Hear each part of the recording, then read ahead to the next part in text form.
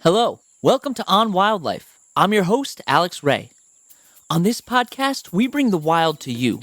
We take you on a journey into the life of a different animal every week, and I guarantee you're going to come out of here knowing more about your favorite animal than you did before.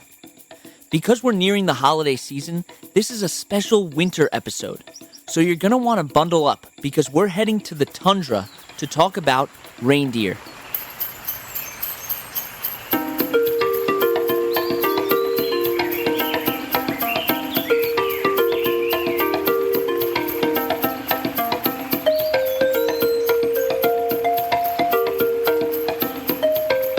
So there are 9 subspecies of reindeer, and they can be found in parts of North America, Russia, or Europe, and usually where it's really cold.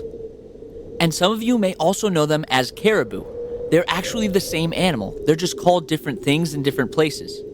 And some of their closest relatives are the elk and the moose. And one noticeable similarity that all these animals have in common is how big they are. Male reindeer can weigh over 500 pounds and grow up to 7 feet tall.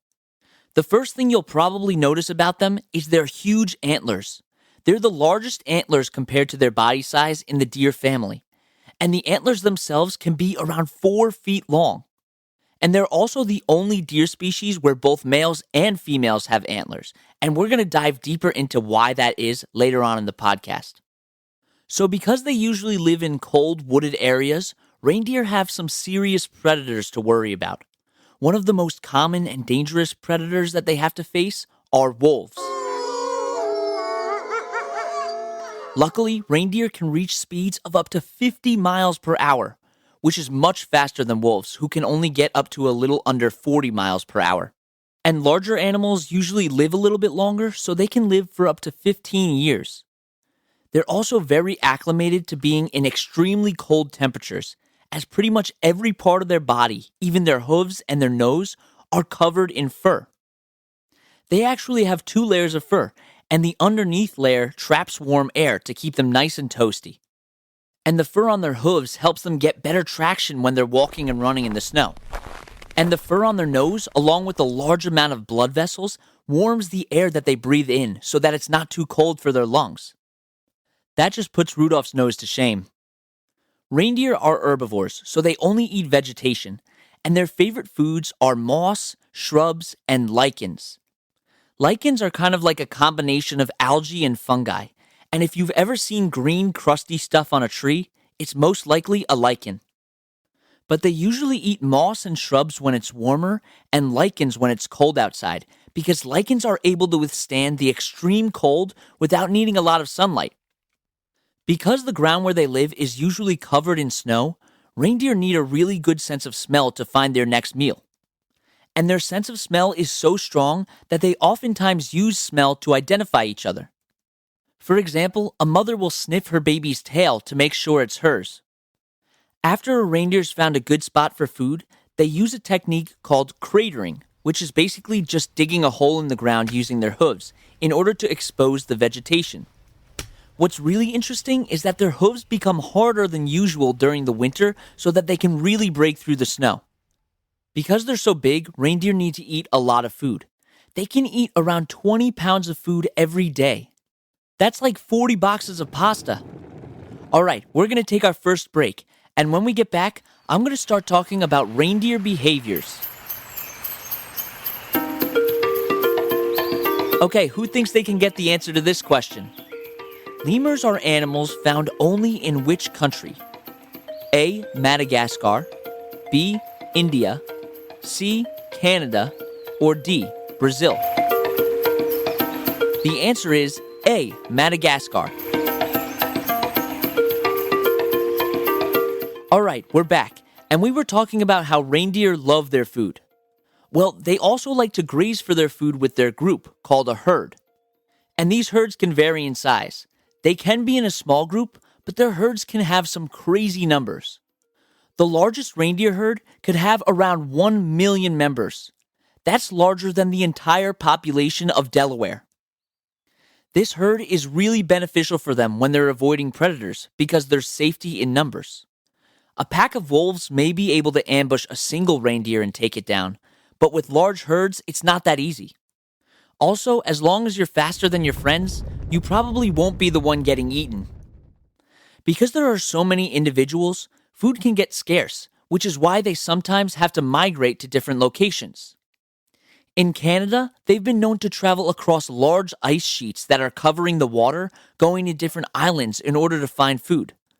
They've been known to travel as far as 1,000 miles to find their food. Many scientists believe that the herds that reindeer form show that they're really socially intelligent. When they migrate, the adults are passing down the information about where to go for the next generation. There's also evidence to suggest that the way that these herds interact with each other has an effect on where they go during these migrations. All that traveling must be pretty tiring, so when do they get the chance to sleep? Their sleep schedule is pretty interesting because they usually live in the polar regions, where in the winter, there's almost no sunlight, and in the summer, there's almost no darkness. Most mammals have a circadian rhythm, which is like your body's internal clock telling you when you need to go to sleep and when you need to be awake. But research has found that reindeer don't have a circadian rhythm, which could possibly be due to this weird difference in light and darkness during the winter and summer months. Instead, they really just take a nap after they're finished eating. And wouldn't we all like to live like this? So we already know that reindeer have a great sense of smell, but what's even more amazing is their vision. Reindeer are able to see in ultraviolet light, making them the only mammals that are able to do this. This is really helpful for them when they're looking for food in their environment. As we talked about before, it can be extremely dark for long periods of time in the polar regions where they live, which can make it much harder for them to see where food is. Well, scientists have discovered that the plants that reindeer eat are actually more visible under ultraviolet light. And their ultraviolet vision also makes it easier to see predators from much further away. Downed power lines also emit a lot of ultraviolet light that we can't see, and animals that can see in ultraviolet light, like reindeer, have been known to avoid these power lines. Earlier in the episode, I was talking about those huge antlers that reindeer have. Well, at certain points of the year, they don't have them. Males and females lose and grow back their antlers at different times. Males lose their antlers from November until the spring, and females keep their antlers throughout the winter. And a lot of the time, their antlers are covered in something called velvet, which is basically a bunch of skin tissue with fur and lots of blood vessels. That's what makes their antlers look furry.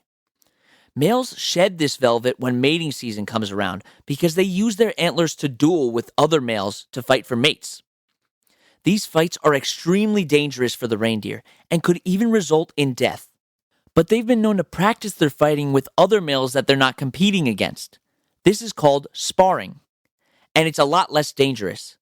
Some studies show that males with smaller antlers usually initiate the sparring matches in order to figure out how well they can actually fight compared to other males. And during mating season, males barely eat anything, so they really like to fatten up in preparation for this. Usually, males will chase females around in order to make them join his group, and he likes to gather as many females into his group as he can so that he can mate with all of them. When one male mates with multiple females, it's called polygyny. And male reindeer spend over a month just chasing away other males from their group and mating with females. Luckily for the females, they grow their antlers back more quickly than the males, meaning that they can chase the males away from their food supply, leaving them to fend for themselves. Females give birth to only one calf every year, and their gestation period is a little over 200 days. The calves are only 10 pounds when they're born, but in order to keep up with the herd, they have to develop quickly. They can stand within the first half hour of birth and are eating vegetation within the first 3 weeks. Okay, we're going to take our last little break, and when we get back, I'm going to talk about why reindeer are important to the ecosystems that they live in.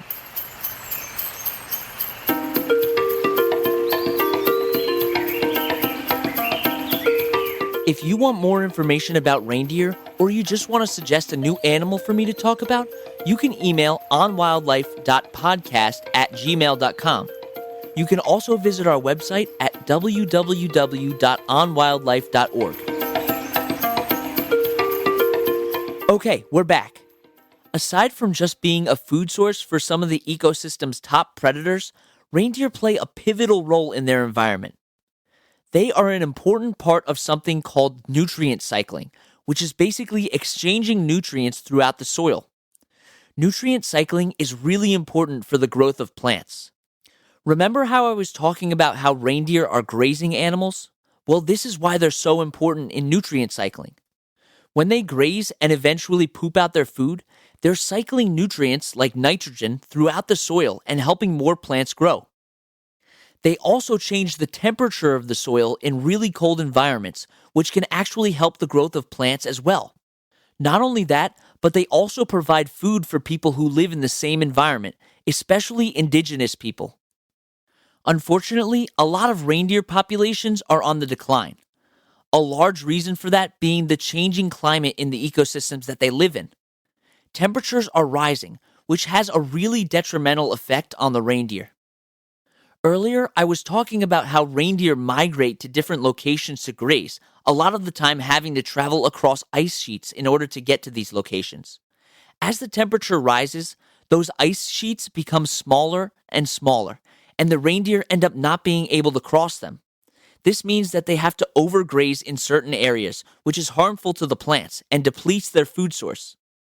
And eventually, they'll run out of food because they have nowhere else to go once everything has been depleted. Not only that, but the warmer temperatures cause it to rain instead of snow, meaning that there's a thick layer of ice that's covering the snow. This makes it harder for the reindeer to use their hooves to break through to find food. Climate change has also caused parasitic insects to be out earlier in the season, which gives the reindeer less time to graze without being bothered. Another issue that they're facing is also caused by humans.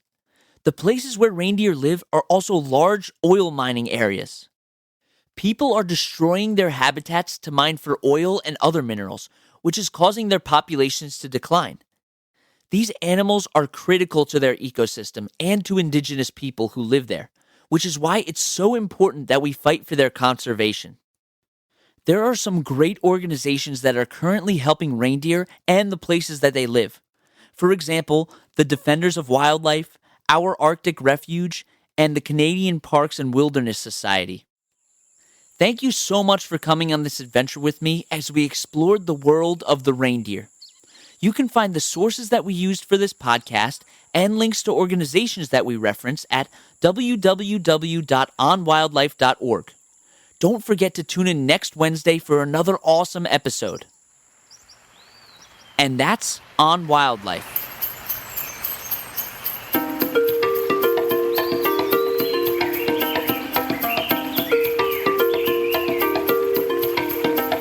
You've been listening to On Wildlife with Alex Ray, brought to you every Wednesday.